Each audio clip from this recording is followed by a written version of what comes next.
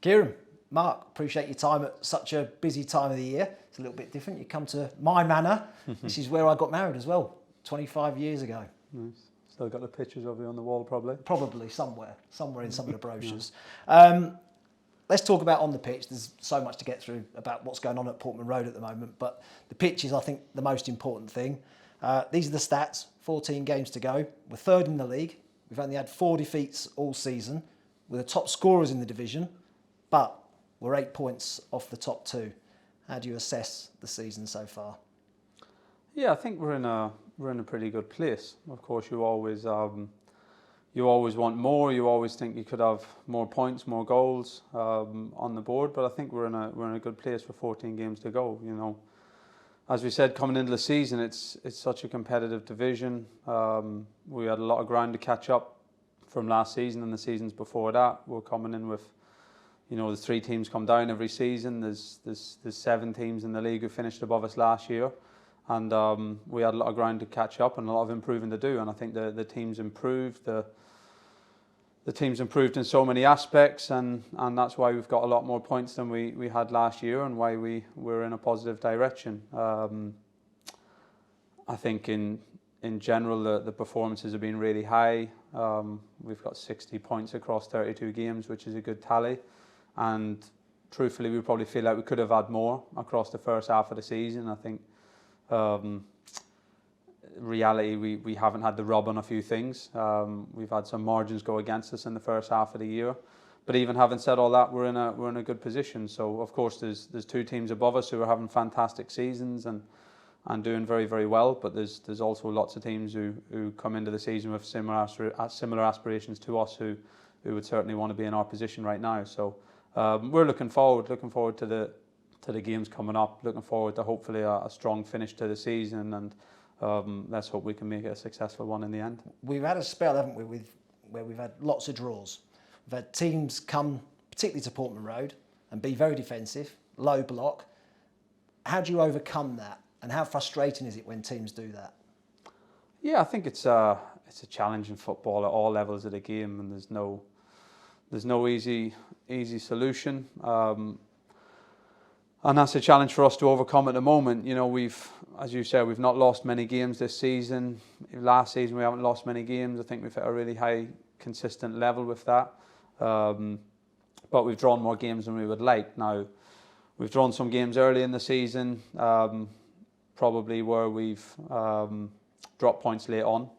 You know, which, you know, there's things that we can improve from that in terms of game management, in terms of how we've handled the emotion of situations. I guess thinking of games like, you know, maybe Sheffield Wednesday away or Charlton away, where we've dropped points late on. So them draws end up feeling like, you know, drop points, even though in reality you can say they're pretty good points away from home. So we've had some draws like that. Of course, on the flip of that, we've had a draw against Sheffield Wednesday where we come back from 2-0 down, and you can say that's a good point maybe in the end. And lately we've had, yeah, as you say, a few, you know, frustrating draws where you're playing against teams who are giving us an awful lot of respect, and I think that's a credit to the consistency of our performances, to be honest, to respect what we've been given. And we've had probably a run since Christmas, especially in the away games, in my opinion, to be honest, were quite unusually for home teams. They've you know, defended really compact and low against us, and that's a really good challenge. You know, breaking down 11 men on League One pitches in the winter is a big challenge, and there's a lot of things that you have to do well. There's better teams than us that find that a difficult challenge, and that's the one that we have to keep overcoming, and one that we'll keep working on. So yeah, look, I think in most of the draws this season we feel like we could have had more.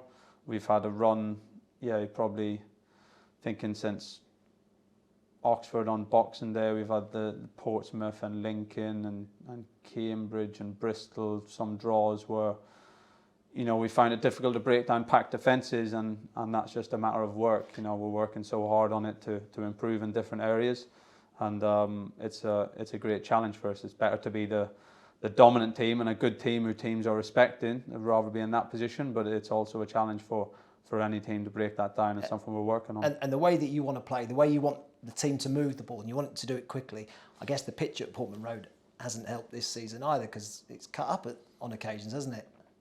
Yeah, that's the reality of League One. To be honest, that's our pitch. The club are doing everything they can on it until they get the replacement in this summer, but they're working really hard on it. You face low blocks on difficult pitches away from home. I said there's much better teams than us who would face that challenge, and probably no other League One teams who face that challenge to the extent we do at the moment. But it's about finding different solutions, and we've worked really hard on that this year, and I think that's why some of those solutions, we are the top scorers in the league, why we have scored so many goals. In the cup competitions we've scored a lot of goals as well, but there's always ways to improve, and there's always the need to keep improving, and the challenge in front of you is always changing. The challenge in how teams set up against us early in the season is probably different than how it's been over the last 6 weeks, and that's why you need to be able to keep adapting and finding solutions. I was about to say adapting, because the style of play is enjoyable to watch. There's no question about that. And one of the criticisms that I hear sometimes from supporters is they love the plan A. Yeah. And what's plan B?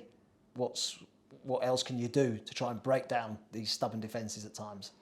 Yeah, and again, that's something that you have to keep working on. I think, as I've said in the press, I think last week, there's a lot of variation to our plan A, if people use that term, to how we play it. There's a lot of variation to the players' roles that people probably don't fully see unless you're in it, in terms of ways that we can tweak our system and tweak our positions and tweak our strategy to attack in different ways. Of course, different personnel bring different things to your team. So we've got a good squad, good position, good players in the forward position to come on, and sometimes changing personnel is a way to adapt the strategy, because a Kyle Edwards might play a position in a different way than a Marcus Harness plays the same position, just for the different strengths of the players. And then of course we're trying to integrate new players into the team as well, which is of course a great opportunity, but is also a challenge. And sometimes variation can be introducing new players into your team, and the additions that we've made in January, we feel that them boys can definitely give us something different and help us in different situations, and we're in a process at the moment of integrating them and trying to educate and develop them within how we play, and consistency helps in that matter, because if you've brought players in to play a certain role and you've spoke to them about that, then you want to give them a chance to understand and develop within that. And I know that is ongoing, and that has been seen really in some of the games, but that will continue to improve. So I think there's a lot of different ways to have variation. Of course, it's important to have variation and not to be too predictable. We've got different ways that we try and do that within our system. We've got the options now within the squad to be able to do that with different personnel in similar roles, just interpreting the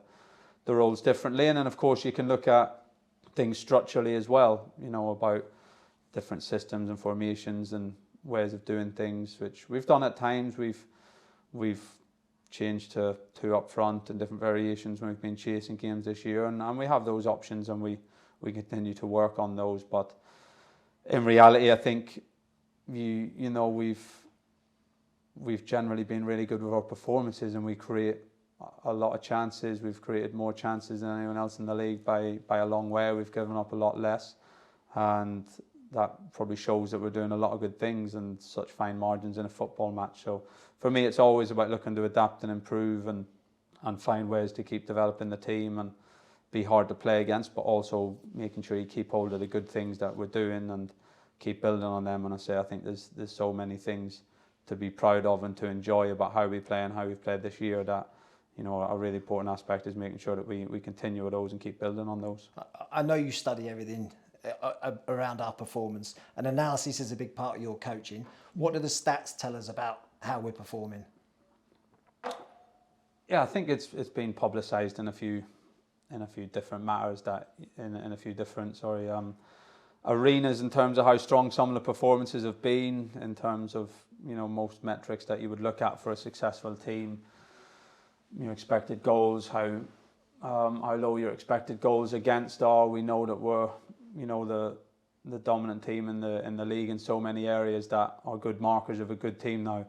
Certainly we wouldn't swap any of that for a point, or more points on the table, but it's a good sign. You know, we studied a lot in the summer and in my time at the club, at the teams that be successful in terms of promotions, the teams that go on from promotions to do well in the league above, and there's certain metrics that, you know, are pretty consistent with those teams, and we've improved immeasurably on them. When I arrived, we were I think the 12th or 13th best team in League One across most statistical metrics, not points, across performance metrics, and at the moment we're the dominant team. So we've improved a lot in those. Like I said, luck plays a part in football, especially over a half a season. Sometimes even over a season, things don't equal up.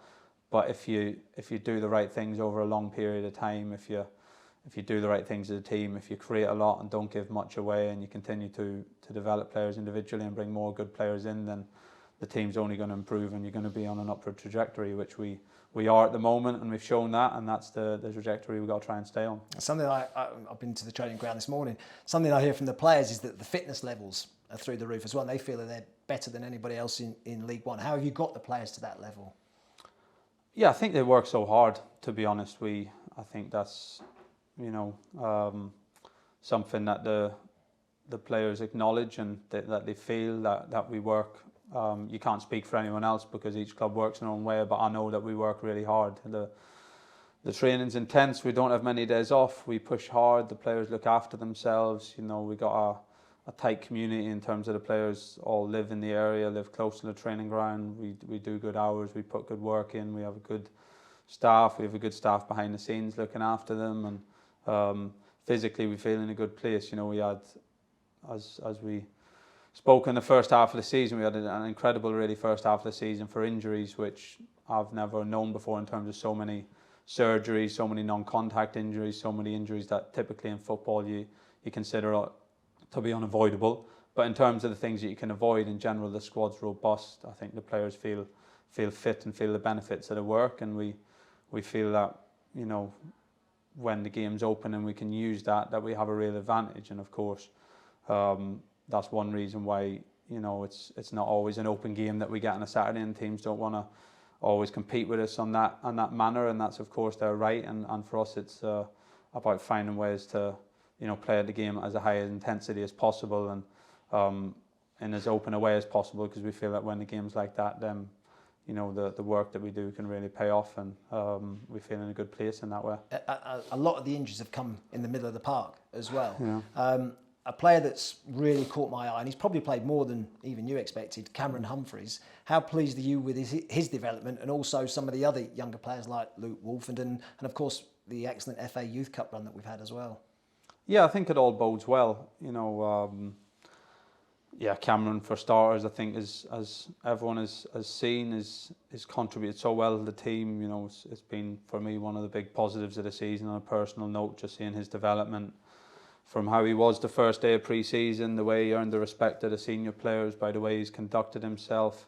Never a minute's problem, always head down, looking to work hard, improve, learn from the older players. Did well in the cup competitions early in the season and waited patiently for his chance, and has in general done everything that he could within his power to take his chances when they come. I think it's a model for how you can conduct yourself as a young player.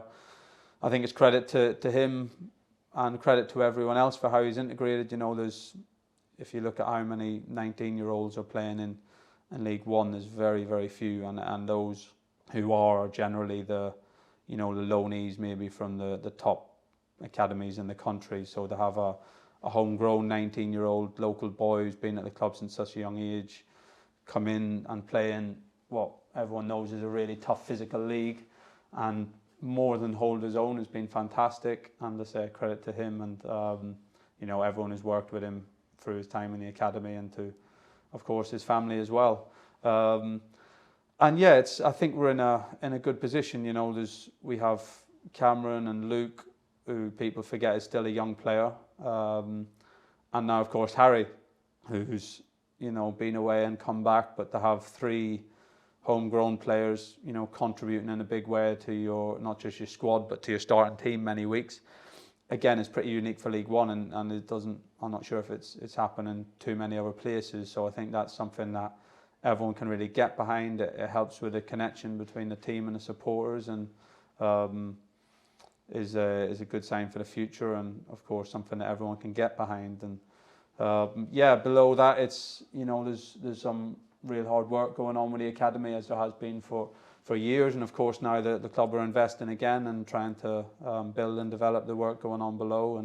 And everyone enjoyed watching the Youth Cup run. Of course, the game was last night, and I thought the players were a credit to themselves, as they were in the Liverpool game and the Nottingham Forest game, and the games before that. It's been great to see the spirit, first and foremost, the spirit, the confidence, the resilience that group has shown across the games, and there's some talented players in there as well who we're looking forward to seeing develop over the next few years, and hopefully keeping that proud tradition that Ipswich have had of having players come through the system, and that's something that we want to continue to do.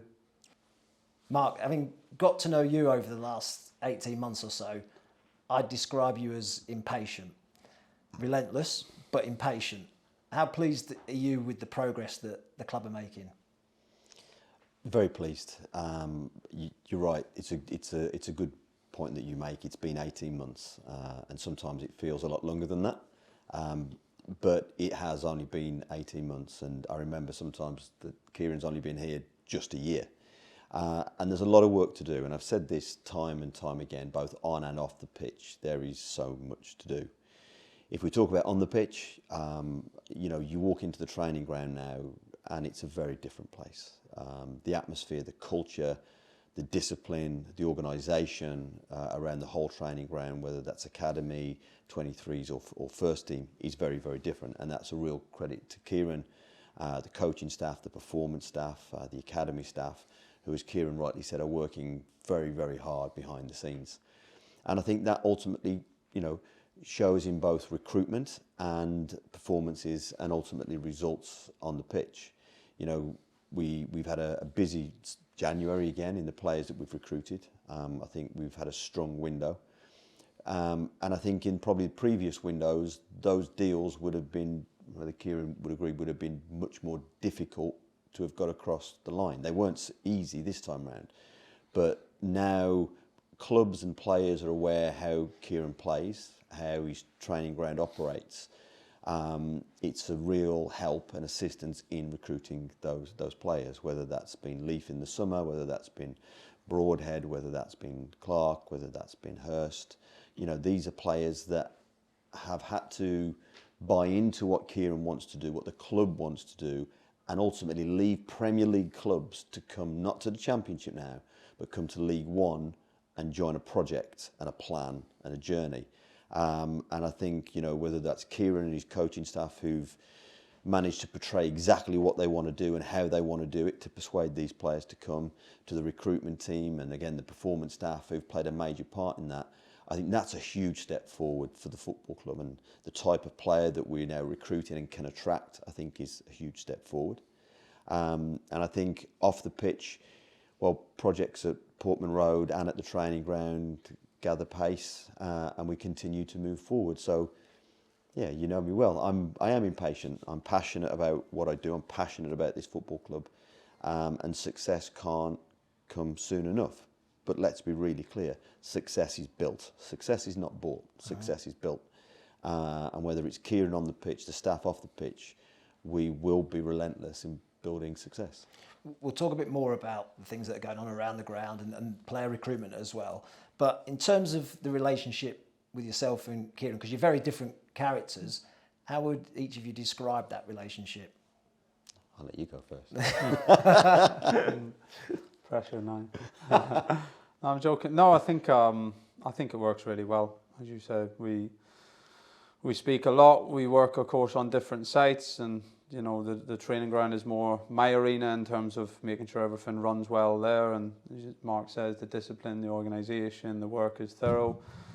Mark takes a more of an overview on so many different aspects of the club and works from Portman Road and manages all the staff and the departments and a lot of the longer term vision, and of course manages the relationship with our fantastic owners and investors as well. And yeah, I think it works really well. You know, we speak a lot, of course. Mark gives me a lot of freedom to get on with the work at the training ground, and I thought you were going to say stick there. No, a lot of freedom. I was wondering what you were going to say. Yeah, no, a lot of freedom to crack on with the football side of things and develop the players and the team and the football staff, and he's always there to support whenever we need, and continues to develop the club in all the other areas, and I think that's why we see the progress across all areas of the football club. How often do you talk? Every day? I'd say most days, in some way, shape or form, most days. Sundays? Oh, hell yes. Always? Always Sundays. I've worked with a number of managers, and it's an easy thing to say when you talk about people working hard. This fella takes working hard to a whole another level. We had a conversation about something last week, and I said, look, let's just grab 20 minutes on it tomorrow. I said, so what time are you in? And he says, I'll be in before 6. I thought, oh no, here we go. But that's a standard day. And he sets a tempo, he sets a professionalism that is good for everyone else to follow. He sets his standards very, very highly, but it's every single day.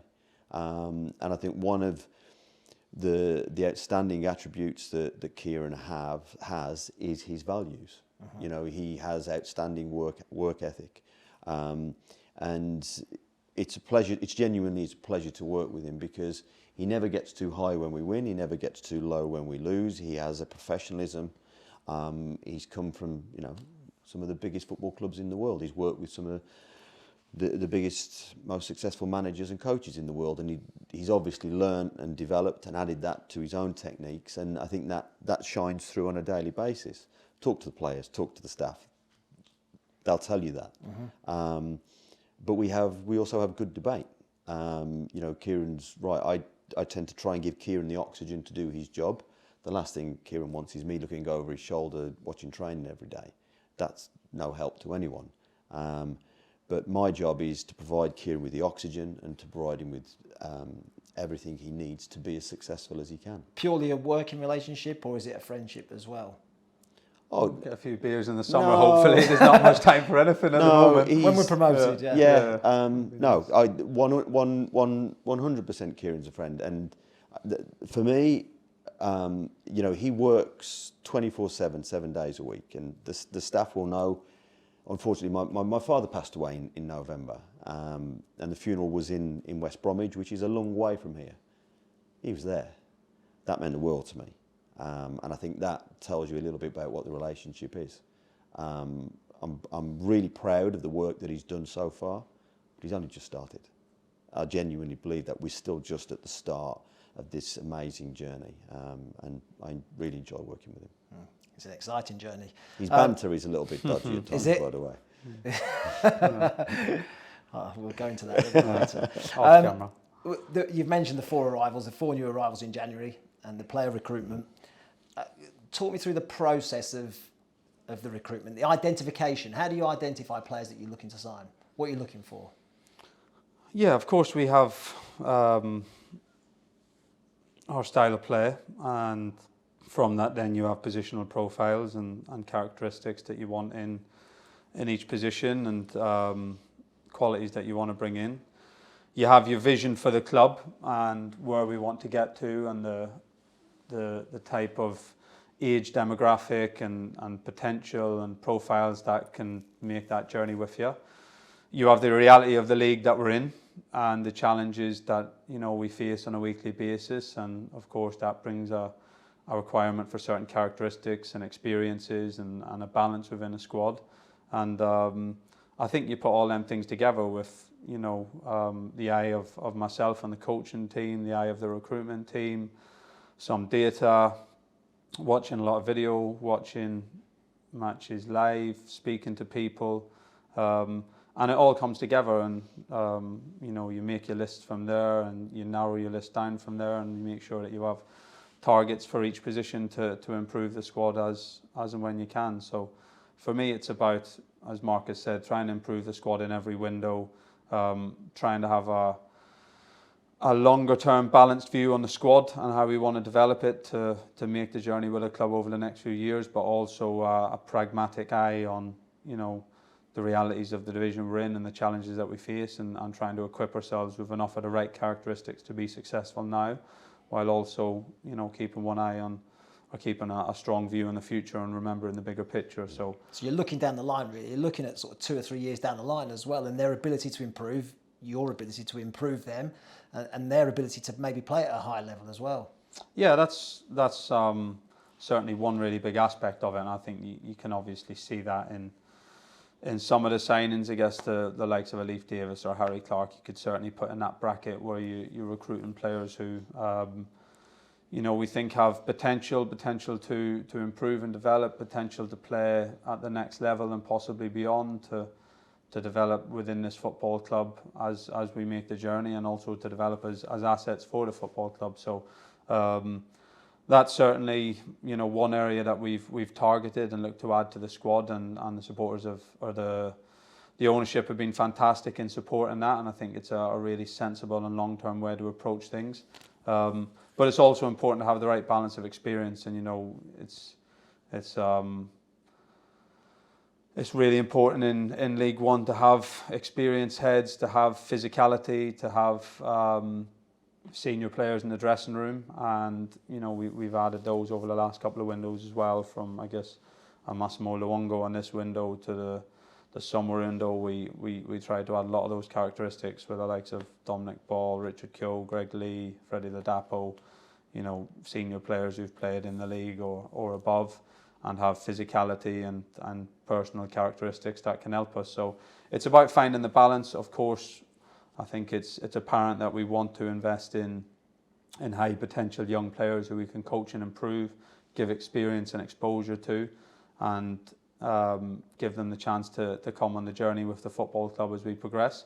But it's always trying to find the balance of that within the squad, and we won't always get it right. It's a narrow balance, but I think it's the right way. It's the way that gives us a chance to be successful now, but also protects the club for the future. It gives the club some high quality players and assets that will be with the club at whatever level we're in for the foreseeable future, hopefully. So I think it's the right way to try and build the club from where it is now to where we want to get it to. Do you think our recruitment's different to other teams in the division then? Do you think we look at it a slightly different way? Teams looking more short term rather than long term? Yeah, I think so. I think which is great credence to the owners. We're probably the only team in League One that will pay the level of transfer fees that we've paid. That adds a level of pressure, but it allows us to be more selective in the type of player that we want to bring into the football club. But yes, I think we are ideally recruiting young, hungry talent that can develop with us. Hence why we've got Kieran, and whilst he's winning games on the way through, I know every single day the players are getting better. They will not get better coaching and development than they get at Ipswich Town Football Club. And again, that's a huge driver in attracting players to us. So we haven't gone down a route where it's, all senior players or all young players, but there is a lot of young players. And as Kieran's rightly said, we're just trying to make sure we've got that balance right on the way through. But we're trying to build the club in a sustainable manner. We don't want to yo-yo. We want to get to the next level. When we get to the next level, we want to be in a position where we're strong enough to progress again. So in that respect, you look at the teams that got promoted last year. Wigan and Rotherham have struggled, haven't been promoted to the Championship. Sunderland have thrived. Is that something that we can learn from? I think yes. I think balance is key. And I've always thought in the back of my mind, how will Kieran and Kieran's team perform against Championship clubs? Having spent the last decade in the Championship, I've always felt that our current team would perform really well. We've seen it.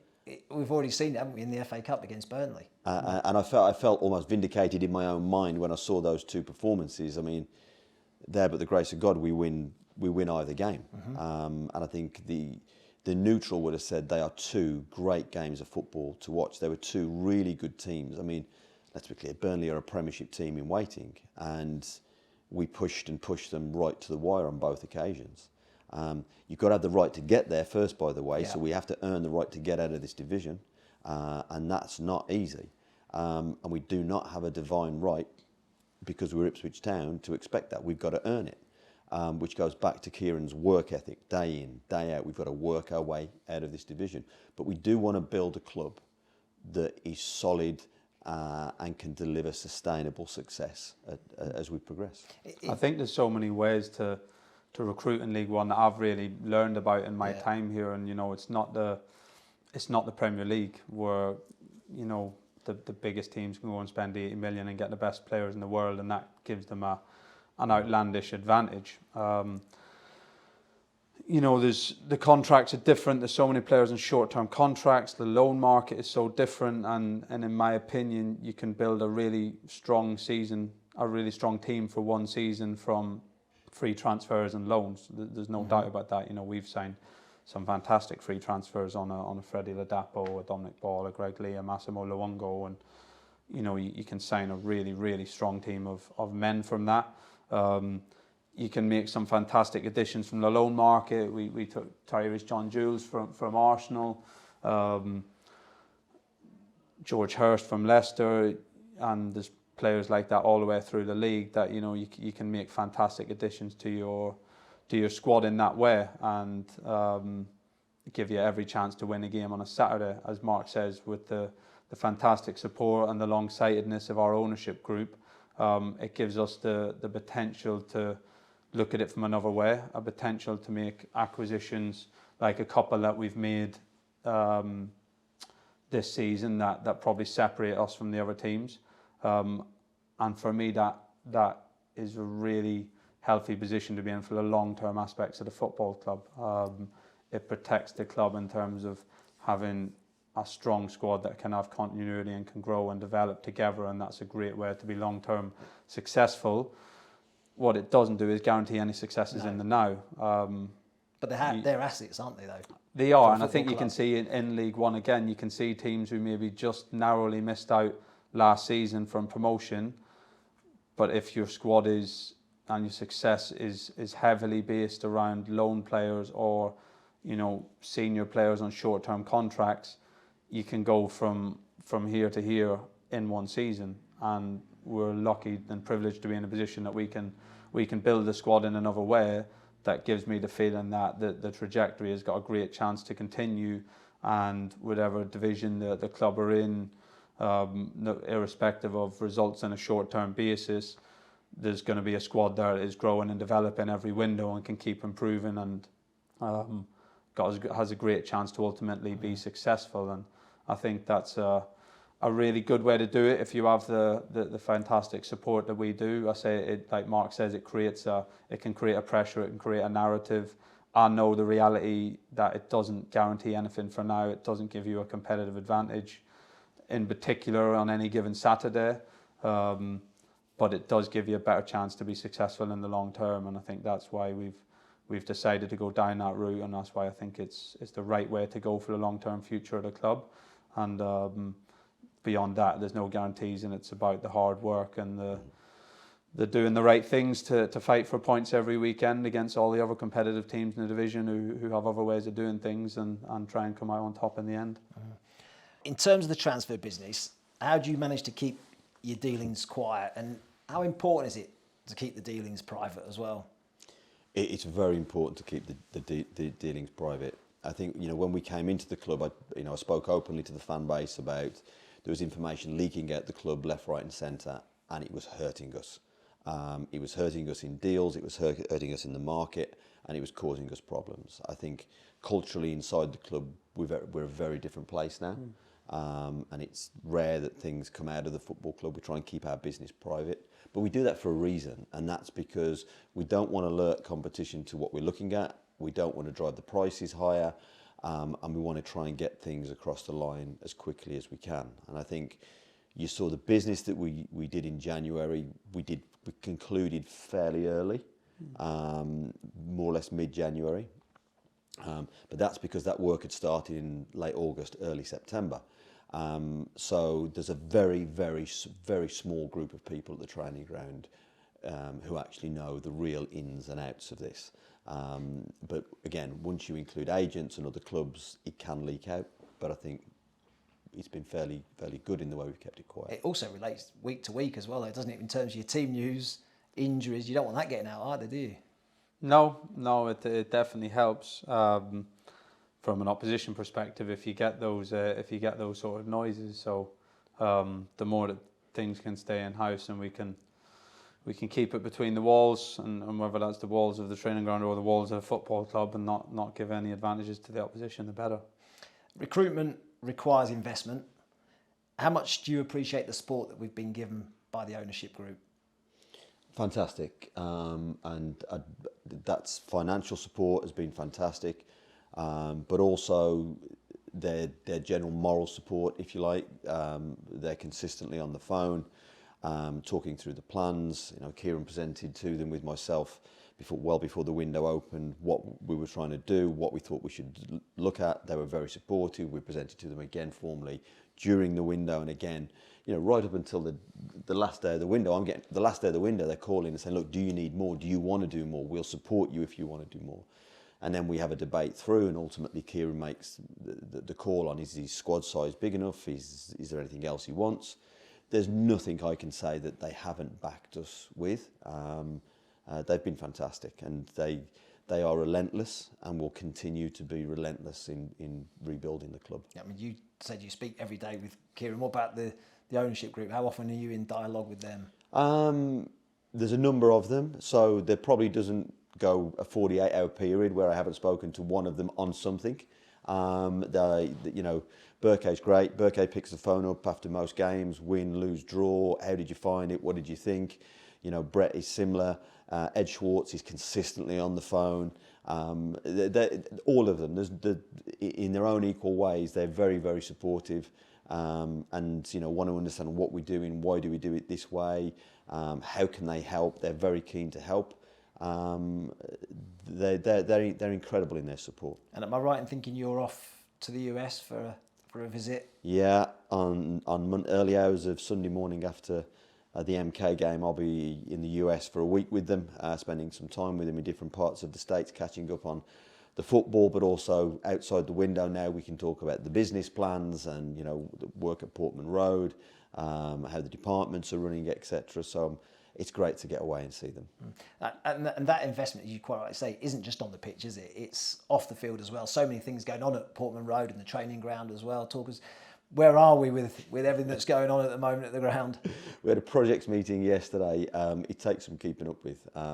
We've put 3 new pitches in at the Portman Road. At the training ground. We've now stitched out 2 of those pitches to make them hybrid pitches, to make them even stronger and better for Kieran. There'll be work at the training ground around buildings and facilities starting in the summer. Portman Road continues to evolve. The big piece of work, which is a huge undertaking, is the new pitch for the summer. That work has started now. Cabling from the southeast corner is being moved. Access and egress has been completed. Turnstiles are being completed on the back of the one stand. It's a huge project. It really is. And I think part of the interesting or challenging bit that we're going to have at Portman Road is there's never been a modern pitch. They've never ever dug right down. So it'll be interesting to see what we find. But it'll be a hybrid pitch. It'll be a stitch pitch. Undersole heating will be in there. There'll be a full sprinkler and irrigation system. And we're going to have to get that up pretty quickly after the last game to make sure there's enough growing time for it to be in for the start of next season. But again, that's a fundamental part of our plan for the way Kieran wants to build the football side, to have a pitch which can sustain the style of play that he wants. It's a huge investment. You're talking millions and millions of pounds to put this pitch in, but it's a forever investment. And again, we can't do that without the ownership group. And they've stood right behind the plan, and myself and the staff, Kieran, we can't thank them enough for that. The community is the heart of Ipswich Town, and you've been a driving force in terms of the foundation. I'm proud to be a trustee of the foundation. How proud of you of the work that the foundation has undertaken, and how big can it get? I wouldn't put a lid on how big it can get. We talked about historically the foundation, or the trust as it was then, had been closed, relaunched in COVID. We've then come in and we've converted it to a foundation. Dan Palfrey now is the director who leads that on a day-to-day basis. And I think it's really interesting. when we sign players and when we sign staff, Kieran obviously has all the tactical, technical talk to them about what he wants, etc. And then I have the opportunity to have 20 minutes, 30 minutes with them about culturally what it's going to mean to join Ipswich Town, the work in the community, what is expected of you. It's a non-negotiable. If you're not prepared to sign up to the way we are going to conduct ourselves and the values that we have, don't join us. And I think you've seen that in, you know, the likes of Connor Chaplin, who... I was about to say, Connor Chapman's the prime example, isn't he? Prime example. Every Thursday afternoon, you know, it's difficult, but he's with the Dementia Cafe, with former players, with the likes of Terry Butcher, yourself, Simon Milton, meeting people who've got dementia. You've got George Edmondson, who's put his hand in his own pocket because he was passionate about disability football and wanted to buy them kits and training kits. But, you know, whether it's Burge, whether it's Wolfie, whether it's the captain, you know, I was with the captain, with Sammy at the Refugee Launch Project, which attracted national coverage. It's relentless. And I passionately believe that football is the focus that can motivate and engage its local community. And, you know, look, we're in difficult times at the moment. There's an energy crisis, there's a cost of living crisis. You know, the leisure pound is tight. We need to put something back, whether that's into schools and children, whether that's into health, whether that's education, whether that's social inclusion, whether that's dementia cafes. And Kieran, his staff and his players are fantastic. Just last week, we had a coaching course with some of our community participants, some of the children. And Charlie and Granty turned up. I don't know whether they've told you this, but they turned up with a buggy. Yeah. So they've turned up with all the technical coaching equipment that the first team use. They've turned up 2 hours before the session starts. They've run a session for 90 minutes, then stayed and debriefed the children because they wanted to give the children a taste of what Kieran gives the first team. They didn't have to do that. At most clubs, they'd simply turn up, knock a few footballs around, sign a few autographs and go home. We're different. We have to be different. And you can see I'm passionate about this because we can affect people's lives, and this is so important. And it also links to the health of the football club. There's a reason why we've sold almost 50,000 shirts across 3 strips this season. There is a reason why we've sold 18,000 season tickets. There's a reason why there's 29,000. And that reason can't just pivot on whether we win, draw or lose an individual game. We have to be bigger than that. There's much more going on. Ultimately, I get success comes from whether we win or lose. I get that. But the club is so much more than that. And I'm proud. I know Kieran, we've talked about it, feels the same, to lead this organisation and its community. I think it's a good way to finish, really, in terms of talking about the support.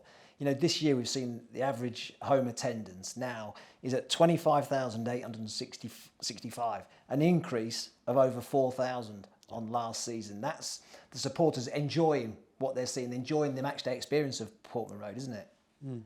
Yeah, I think the numbers have been outstanding, home and away. You know, it's such a privilege. It's such a selling point when Mark talks about, you know, the help with recruiting players. That's a massive one when you can talk to them about the crowd. Again, I know we're right up there in terms of teams outside the Premier League at the moment, and the support's been fantastic. And I say it's so appreciated. The way that they've travelled, the way that they've been behind the team, and we hope to continue to give them good days. You know, we've had some good times together, some disappointing results together, and that's all part of football, part of supporting the team, part of working for something that's really hard to get, and we're enjoying being on that journey with the supporters. What about the noise? I've seen some debate on social media about the atmosphere at Portman Road. What have you made of the atmosphere? Has it been loud enough for your liking for 29,000? It's never loud enough. I think we talked after the Plymouth game, the Plymouth home game, didn't we? And again, remembering how young our squad is, and we were working out there was a very high proportion of our squad that actually never played in front of that level of fans. And I understand there's a level of expectancy, and I've had, particularly over recent weeks where we've had a few draws, I've had some really balanced letters from fans, long-standing fans of the football club, who've said to me, Mark, look, you need to understand, Mark, the cuts run deep in our fan base because of the the disappointment that we've had over the last 10 to 20 years. And we're all so desperate for the team and Kieran to win every game, but we do have an anxiety because the cuts run deep. And that helps me, to be honest with you, because I'm still learning about that type of stuff with our fan base. You can't criticise the numbers they've turned up in. It has been incredible. We're on a journey. I'm always going to want more noise, but I think we're taking 6,500, 7,000 to MK Dons on Saturday. Wow, incredible! Yeah. It's incredible. I think it's as Mark said, the numbers have been fantastic. At times, the atmosphere on Portman Road over the last 12 months has been incredible, and I've stood on the sideline in front of an 85 at Old Trafford or a new camp, and as good of atmospheres as you can get. And I think there's times when the atmosphere that's being generated in Portman Road is as good as you're going to find anywhere in the country, and that's been a privilege to be there for. I think, as Mark says, it's natural that there's a tension at times. I think that's going to be in existence at a club that haven't been successful as they want to be for a lot of years, and everyone so desperately wants to achieve something this year, whether it's the staff, myself and Mark, the players and the supporters, and everyone so desperately wants to be successful that when you get closer to that and when you have hiccups or speed bumps along the way, there's a tension there and a tension in the air, and there's a natural human tendency when you've had previous bad experience to wait for things to go wrong. And I think that's nature. We all feel that. Everyone feels that in these scenarios, and I think that's what my conversations with the players is one of the biggest challenges in the remainder of the season is fighting against that, because everyone feels together. We feel the players are there. Everyone is all in on the goal. The players feel the supporters right behind them. We know how much everyone wants it. But we have to continue to enjoy the journey. We have to enjoy the games. Again, for me, we have, the team has developed so much. You got a group of players who are so committed to the club, committed to the community, committed to all aspects of being at the football club. You've got young players through the academy in the team. You got senior players. You got a fantastic captain who represents the club. You got senior players through it who aren't passing through, who really see and feel the club. In my opinion, we play a really, really good brand of football, and the team is in a strong position. But there's challenges there, and there's no guarantees. And as much as we all want it to happen now, and we want it to happen this season, there's no guarantees, and there's going to be bumps along the way, and that's going to bring tension. And it's about fighting that together, staying strong as a club, blocking out noise from the outside, because in our position, and I've spoke about it a few times through the year, other clubs, other teams, people outside will try and, generate noise inside, because that will make us weaker as a club. But it's about staying together, looking forward, enjoying the journey that we're on. We want to be up at the top of this league. We want to be up at the top of the next league. We want to be competing for things. And in those situations, there's going to be tension. And it's about, using that in a positive way, enjoying the games. For me, it's speaking to the players about, enjoy the privilege of going to Portman Road, enjoy playing in front of 30,000, enjoy the pressure of games being labelled must-win games. And for the supporters, hopefully, it's the same. Enjoy coming to the game with your families, with your friends. Enjoy coming to support a fantastic football club. Enjoy seeing a team grow and develop and improve from last season, and fight to be successful. And we've got a great chance to do that, but we can't guarantee it. But all we can do is commit everything to it. And I think when we all do that, and when you feel that in Portman Road or in the away games, it's such a powerful feeling. And that's what we got to continue to enjoy and embrace and keep pushing for. I think we can all see there's so many positive things. And I guess as a final message to the supporters, is it, and I know it's not your forte, be patient. Yeah, patience is key. Stability is key. We were looking this week at managers that have changed in the Championship this season, and it's been wild. The majority of clubs have changed managers, and a high number have changed twice. Stability is key. And for me, Organisations and football clubs in particular will never be successful unless it's rock solid at the top. What we have is rock solid ownership, rock solid relationships here, same across the departments. That gives stability, and it takes time to build success, particularly where, let's be honest, the club has started from 18 months ago. But if we're together, if we have unity, we can do this. If we don't have unity, it becomes much more difficult. But I promise you, in this football club, we will not fail through lack of hard work. We've talked about this time and time again. You know, things will go wrong, there will be speed bumps, there will be challenges. But if we have unity in the club, we have unity with the fans, they keep turning up in the numbers that they're doing, we will get there because we will be relentless in the pursuit of that excellence. And to me, a huge thank you for the fans. I look forward to seeing 6,500, 7,000 at MK on Saturday. Together, I genuinely believe we can get this done. Well, I'm a firm believer that you get out of life what you put in. I know how hard the two of you work, so let's hope you get the success that you deserve. All the best. Thanks, Matt.